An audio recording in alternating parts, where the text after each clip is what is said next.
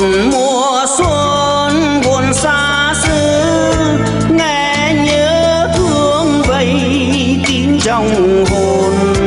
Từ những mùa xuân qua lạnh lùng, nghe lòng bâng khuâng. Ôi nhớ thương sao những xuân nào, làn khúc xôn xao đón mai đào. Mùa xuân đẹp sao